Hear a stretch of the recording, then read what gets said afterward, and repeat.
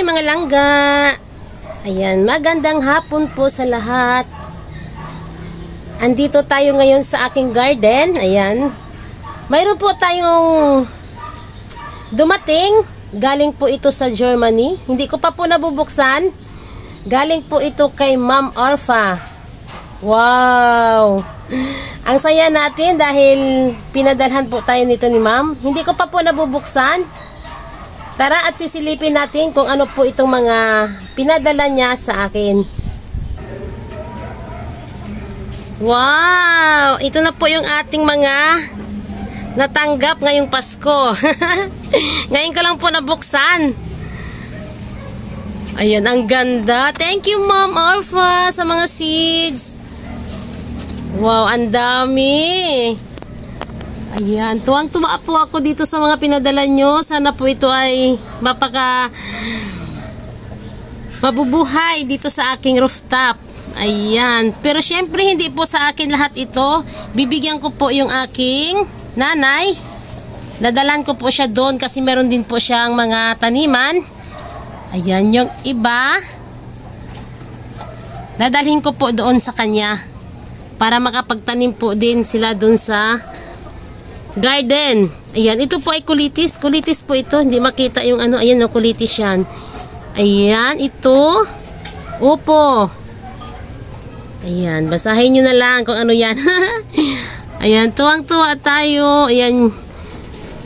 Ayan, magtatanim po tayo nito. Ayan, ito po. Dito po ako natutuwa din dito sa may mga radish. Iba-iba pong variety. Wow, look at that. Ayan. Okay, mga langga.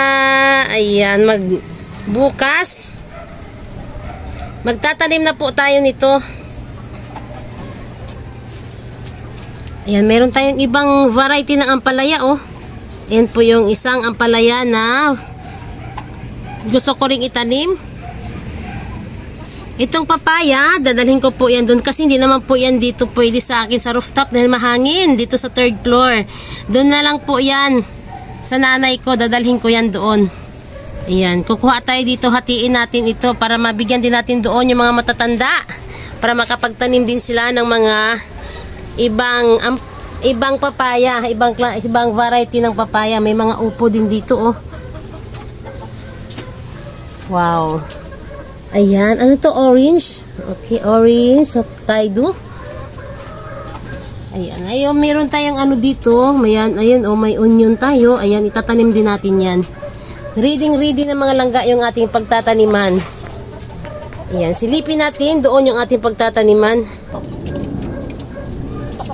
Okay, ayan, dito natin itatanim yung mga ibang seeds natin pwedeng maitanim dito sa mga paso na ito. Ready na po ito pagtataniman. Ayan, nalagyan ko na po yan mga compost. Wow! Ayan, ilagay natin dyan yung mapipili nating itatanim. Okay, dito sa side na to, ayan, magtatanim din po tayo dyan. Ay, nakaready na po dito ang ating pagtataniman. Ayan. Wow! Okay, mga langga. Yan, magbabalik tayo dito bukas. Magtatanim na po tayo kung anong mga seeds ang pwede sa mga naandito na mga nakapaso. Ayan, ready na ang ating mga pagtataniman. Okay, bukas magbabalik po tayo. Ayan, tatanim na po tayo dito sa ating mga seeds na pinadala sa atin ni Ma'am Orfa. Thank you po, Ma'am Orfa from Germany. Okay, bukas magbabalik po tayo dito mga langga. Good morning mga kaplantita dyan. Okay, andito tayo ulit sa ating mga taniman dito sa rooftop. So yung ating mga naitanim ng nakaraan na mga seeds, i-update natin yung mga seeds na galing Germany. Ayan, ito na po mga langga. Buhay na po yung mga seeds, oh. Ayan, wow. Thank you, Ma'am Orfa. Ang iyong po mga seeds, ito buhay na buhay na.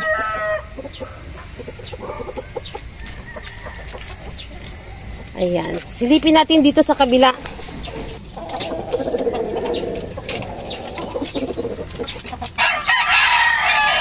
Ito na po yung ibang mga seeds. Ayan. Ang dami oh.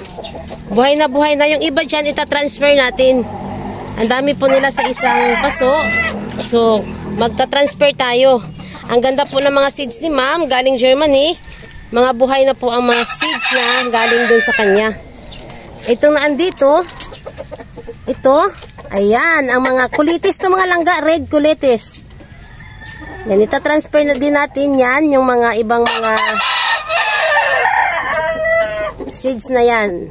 Na nabuhay dito sa aking mga sako na ito. Ang dami oh. Pero ita-transfer natin yan. So yung nandito, nagpunla tayo dito mga langga ng mga tumubo na oh. Ang mga sibuyas. Ito yung sibuyas na naglalaman. So tumutubo na po yung iba. Ayan oh. Ayan, tumubo na. Yung dito banda, hindi po siya tumubo banda dyan. Kasi si Bunjing, yung pusa namin, inaapakan niya. Dito kasi lagi siya sa garden. Dumadaan siya dito. Ayan. At least may nabuhay. Ayan o. Marami na rin po yan. Maitanim natin yan. Dito naman yung ating mga labanos. Ayan. Yung mga labanos na iba-ibang variety. Dito dalawang variety ang naandito na mga labanos. So, ayan. Bagong dilig yan. Ayusin natin yan kasi natumba yung iba. Ayan. Yung ibang mga seeds, ayan, dadalhin po natin doon sa Cavite, doon sa nanay ko. Yung ibang mga seeds dyan para mayroon din po maitanim yung mga matatanda doon sa Cavite. Ayan, pag may time tayo, pupunta tayo doon at maghahatid tayo ng mga seeds. Ayan. Yung mga ibang seeds, hindi pa tumubo. Yung ibang mga seeds dito, oh. Ayan, oh, yung dyan sa mga sako, hindi pa tumubo yung mga seeds dyan. Yung iba, hindi pa. Kasi huli ko po silang naitanim. Yung nandyan sa sako na iba dyan. Ayan. Okay. Sa sunod na araw, magbabalik tayo dito sa ating mga naitanim na mga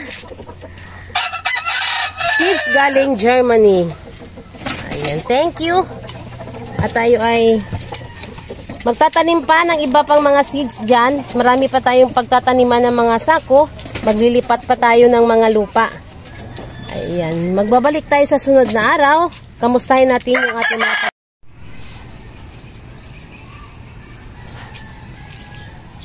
Okay, ayan, update tayo ngayon sa ating mga seeds from Germany. Ito na po ang ating mga seeds. Ito po yung mga kamatsuna. Ayan, no, ganda ng kamatsuna. Ang laki, ano? First time ko magtanim nito. Ayan, malalaki na ang mga kamatsuna. Doon banda, yung ating mga sibuyas. Ayan, kakatransfer lang ng ibang sibuyas. Ayan, ang mga kamatsuna. Dito banda, kakatransfer lang din dito ng mga kamatsuna. Dito naman, ang ating mga ampalaya. Ang ating ampalaya. Ayan, gumagapang na. So, yung iba, ayan, kakatanim lang, kakasulpot lang ng mga dahon ng ating mga naandito. Nahuli ko silang naitanim. Pero ayan, buhay na po sila. Dito naman yung katabi niya ay ang ating mga sili. Mga sili. Ayan ang mga sili. Okay, dito naman yung ating mga kalabasa. Orange kalabasa ito. Yan mga kalabasa yan dyan. So dito, ang ating mga labanos. Ang ating mga labanos dyan. Dito naman yung ating mga red kulitis. Dito sa ilalim mo. Ayan, dito ko pag nilalagay sila kasi ayan, medyo maluwag banda rito. So, syempre, pinagtabi ko lang sila sa aking mga upo. Ito yung aking upo, oh. Kakatransfer ko lang kasi ng mga upo dyan. Sana mabuhay sila. Kasi galing ito sa paso. So, sana magiging okay po ang kanilang kalagayan. Dahil yung sa paso kasi medyo maliit lang yung paso. Hindi ata kayanin ng mga upo. Kaya na-transfer ko siya dito. Nagawa ako ng bed para sa ating mga upo. Ayan, kakatransfer lang. Medyo pa okay na ang kanilang mga dahon. Ayan, dito naman yung ating mga labanos again. Mga labanos dyan. Dito sa mga ano na to, mga labanos yan. Ayan, na-transfer natin yung ibang seeds. Okay, ayan, sa susunod na araw, mga langga. Ayan, magbabalik tayo. Yung ibang seeds, ayan, dadalhin natin dun sa Cavite sa nanay ko. Hindi pa ako nakapunta doon dahil busy pa. Pag halimbawa, hindi na busy, pupunta ako doon ay hatid natin yung ibang seeds. Dahil hindi naman pwede dito sa rooftop ang mga papaya. Yung mga malalaking papaya, hindi pwede dito. Kaya doon na lang yan itatanim sa kabila. Okay, ayan. Sa sunod na araw, magbabalik tayo dito kung tayo makapag-harvest na ng ating mga gulay na galing Germany. Ayan. Thank you, Ma'am Orfa. Ayan. Thank you. At tayo magtatapos na sa ating pagbablog. Tatransfer pa tayo ng ibang gulay. Yung ating mga naitanim na mga kamatsuna dahil ayan, siksikan po. Yung iba nito itatransfer ko pa. Ililipat ko sa ibang paso. Ayan, thank you sa inyong...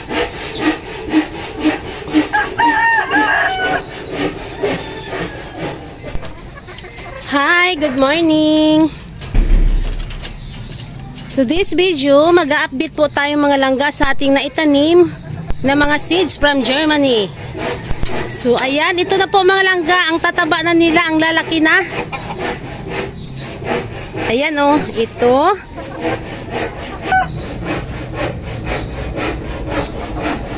Ayan, ang taba.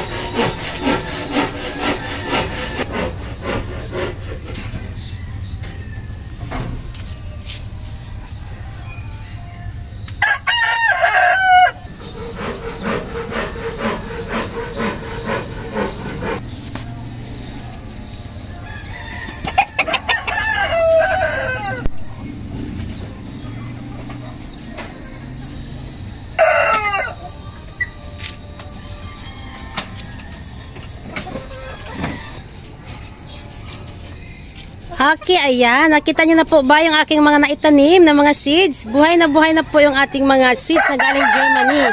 So dito, ayan, malalaki na po sila. Aabangan na lang po natin sa sunod na araw kung kailan tayo makapag-harvest dito. Ayan, thank you, Ma'am Orfa. Ito na po yung mga seeds na naitanim ko. Ayan, yung ibang seeds po ay... Ayan, binigay ko po doon sa aking mga kakilala na iba. Ayan, doon sa parents ko. Ayan, magbibigay din tayo doon ng mga seeds. Ayan, ito na po yung ating mga naitanim, ma'am. Mag-aabang na lang po tayo kung kailan tayo dito makapag-harvest. Ayan, thank you, Ma'am Orfa.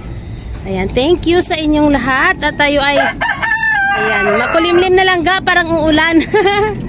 Magtatapos na tayo sa pagbablog. Magbabalik tayo dito sa sunod na araw kung tayo ay makapag-harvest na. Ayan, thank you sa inyong lahat sa walang sawang panonood sa aking mga vlog. Please subscribe my channel and Dynems Rooftop Garden. Bye!